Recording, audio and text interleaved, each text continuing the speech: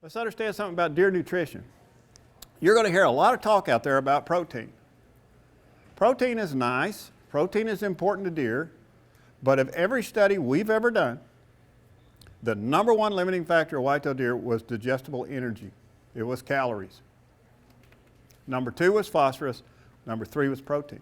Whitetail deer cannot digest or use more than 17, 18% protein.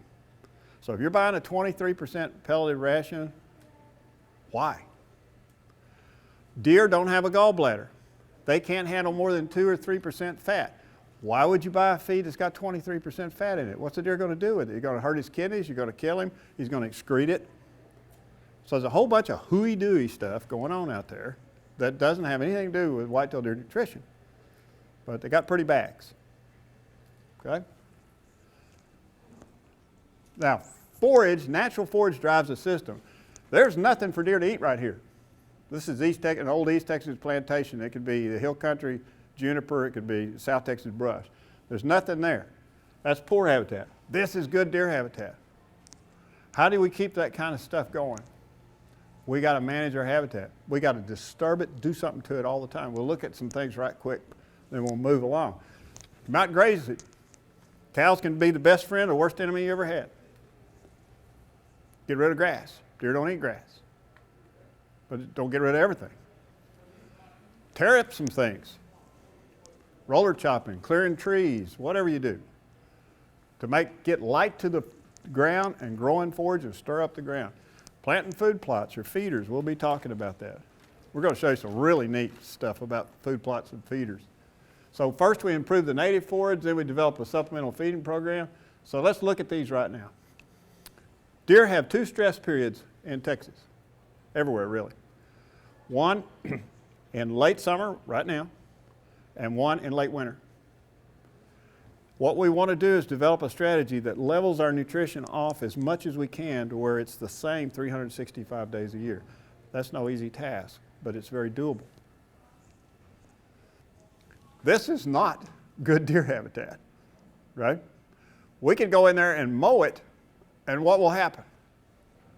We make it really mad. It's like mesquite. I was on a place, a guy one time, he mowed his mesquite. Oh my God. Don't do that, please. It reflects on your parents, okay? So we don't want to mow it. We could come in and spray it the 2 weeks out of the year it's susceptible with picaram or something like that. Very expensive, and you got to hit it just right. But landowners, when they start thinking about making food for their deer all the time, come up with novel things. This landowner got him a skid steer and a grinder, and he's made guacamole. It's hard to sprout when it's juice. And the little bit that sprouts out, then you come back and use less herbicide and get it. He took that concept even further and started grinding up junipers and stuff to get light to the ground in those 80-acre blocks. And that's 6 months later. Look at the deer food he's got. So we're always trying to make deer food, okay? That's what you got to think. This is one of my favorite ways to make deer food. Not during the millennial drought, because the fire would stop about 82 miles this way. But the American Indian knew that fire was a wonderful management tool. And we do a lot of burning for our deer. Do all kinds of things. This stand right here is on our facility. Every second weekend in March, we have a field day, and you're all invited, okay? You're all invited to come. This was burned last March. Totally burned last March. And that's how much forage we got right now. And it's high quality forage. Even in South Texas, we do a lot of burning, and some of this Wasatch dominated stuff. Look at the plants that we get back. And one of the neat things about fire is that it makes plants that deer don't really like sprout out, and when they do, all of a sudden deer like them for a while. That's Wasatch sprouting out. And look at the browsing. In East Texas, sweet gum. We burn, sweet gum comes out, the deer eat it. So we're always thinking about making more and better food. All right, already talked about protein, all that stuff. We'll move on past that. We came up with a way Ben and me and Dr. Jerry Stuth, who's now passed away, and so his graduate students, where we can pick up deer poop on your property. It's a lot of fun. Scan it with near infrared, and it'll come back like a soil test and tell you what kind of protein diet they're on, what kind of phosphorus diet, and what kind of digestible organic matter diet they're on. And so then you can see where the holes are over time on your property. Pretty cool stuff. Now, when we talk about feeding deer now, we're talking about augmenting the nutrition. We're not talking about baiting. I have nothing against baiting. It helps us kill deer where it's legal, okay? But when we're talking about feeding, we're talking about targeting nutrition to fill those holes. Does supplemental feeding and do food plots work? When we first came up with all of this years ago at Fort Perry Plantation, a lot of my professional colleagues, they got all over me, criticizing me because we were intentionally managing deer and it was going to damage the habitat, destroy the ecosystems. Well, I knew better than that, but guess what? We start looking at it.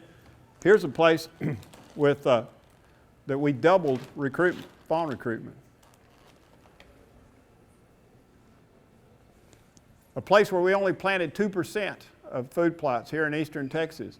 We increased the yearling dressed weights from 59 pounds to 86.2 pounds.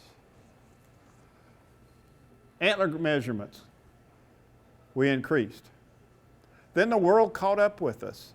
In the last year or two, the Kleberg Foundation in South Texas has been reporting on the results of their studies, testing me on all this stuff, and guess what they found out? It doesn't do all those horrible things. The supplemental feeding is very useful and increases fawn recruitment, body weights, antler growth, all sorts of stuff when done properly. And the dogma was, on the brow survey, I was very critical. A friend of mine, Dan Lay, is the guy that developed the brow survey, but it was meant for the South, not for South Texas, because the plants are different. And so what they now have found out is the brow survey really isn't that good. And if you've got high deer population, you hold a higher deer population with feed, you don't damage your ecosystems. Ruh-roh. So what Ben's going to talk to you about right now, we're going to switch and talk about our work in developing the perfect feeder and also what we know about feed.